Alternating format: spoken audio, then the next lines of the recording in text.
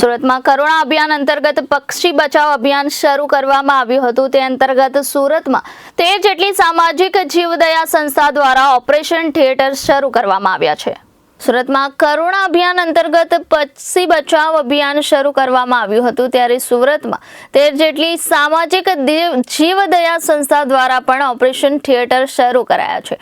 ડોક્ટરોની ટીમ દ્વારા સતત ઘાયલ પક્ષીઓને સારવાર અપાઈ રહી છે અને પતંગની દોરીથી હાલમાં પક્ષીઓ વધુમાં વધુ ઘાયલ થઈ રહ્યા છે। રેસ્ક્યુ ટીમ દ્વારા સતત મહેનત કરવામાં આવી રહી છે અને બચાવ કામગીરી પણ હાથ ધરવામાં આવી રહી છે, ત્યારે ગત રાતથી જ પક્ષીઓ ઘાયલ થવાના કેસો સામે આવી રહ્યા છે।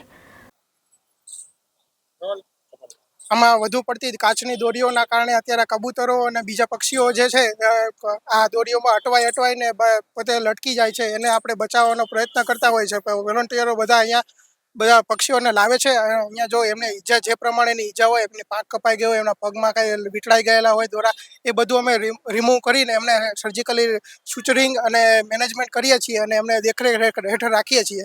આ પ્રકારની અમે ટ્રીટમેન્ટ કરીએ છીએ। સવારથી અત્યાર સુધીમાં અમે 15થી વધારે કેસ અત્યાર સુધીમાં ઇલાજ કરી ચૂક્યા છીએ।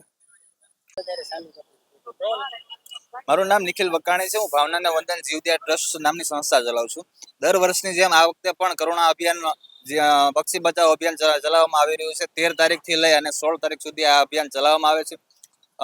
ખાસ કરીને વાત કરીએ તો 13 તારીખથી લઈ અને આજે 14 તારીખ બપોર સુધીમાં 60થી લઈ અને 65 કેસ અત્યાર સુધીમાં આવેલા છે। અને દર વખતે કંઈ ને કંઈ અમે જાગૃતિના પ્રયાસો કરતા હોય એમ થોડી જાગૃતિ પબ્લિકમાં પણ દેખાઈ આવે છે। એટલે અમારી એક જ વિનંતી છે કે ભાઈ આપણે આપણા મોજ શોખ ખાતર જે પતંગ ચગાવીએ છીએ, પણ આપણે પશુ પક્ષીનું પણ ધ્યાન રાખવું પડશે, પ્રદૂષણનું પણ ધ્યાન રાખવું પડશે।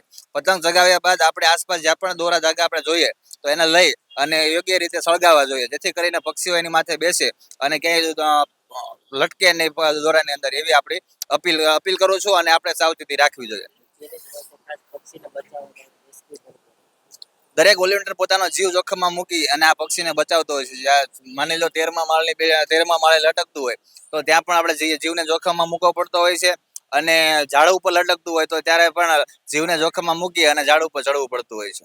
Reporter Arvind Rathod, Janadesh news, Surat.